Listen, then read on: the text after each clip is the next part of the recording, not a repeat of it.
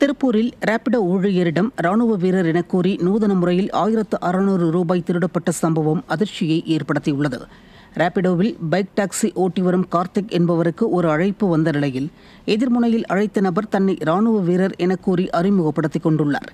தொடர்ந்து தனது மனைவிக்கு அவசர தேவைக்கு பணம் அனுப்ப வேண்டும் என்றும் தன்னிடம் ஜிபே வசதி இல்லாததால் கார்த்திக் உதவியை நாடியதாகவும் தெரிவித்திருக்கிறார்.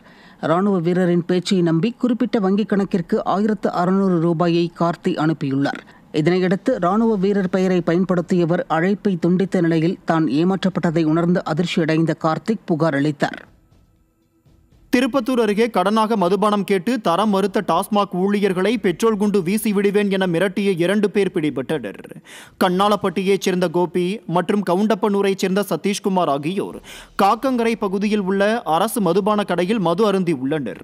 பின்னர் தலைக்கேறிய போதையில் கடை ஊழியர்களிடம் கடனாக மதுபானம் கேட்டபோது தரவில்லை என்றால் பெட்ரோல் குண்டு போடுவேன் என மிரட்டி உள்ளனர்.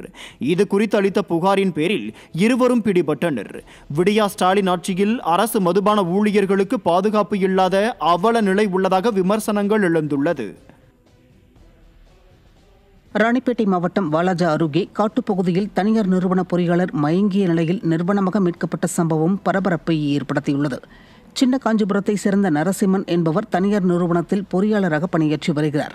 இந்த நிலையில் கடந்த 22ஆம் தேதி வாலாஜாப்பேட்டை சுங்கச்சாவடி அருகே சாலை அமைக்கும் பணியை மேற்பார்வையிட்ட நிலையில் பக்கிரிமலை காட்டில் மாயமானார். இதுகுறித்து அவரது உறவினர்கள் அளித்த புகாரின் பேரில் பக்கிரிமலை அடிவாரத்தில் சனிக்கிழமை காயங்களுடன் நிர்வாணமாக நரசிம்மன் மீட்கப்பட்டார்.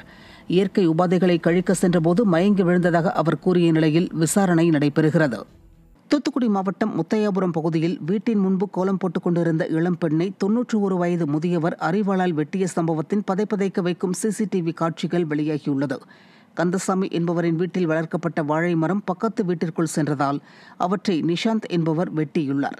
இதனால் ஆத்திரமடைந்த கந்தசாமி நிஷாந்தின் மனைவி சிந்துஜா வீட்டின் முன்பு கோலம் போட்டுக் கொண்டிருந்த போது அவரை ஓட ஓட விரட்டி அரிவாளால் வெட்டியுள்ளார். இதில் படுகாயமடைந்த சிந்துஜா மருத்துவமனையில் அனுமதிக்கப்பட்ட நிலையில் கந்தசாமி பிடிபட்டார். நிர்வாகத்திறனற்ற அப்பா ஸ்டாலின் ஆட்சியில் காவல்துறை மீதான பயம் இல்லாததால் குற்ற சம்பவங்கள் அதிகரித்து விட்டதாக பொதுமக்கள் குற்றம் சாட்டியுள்ளனர்.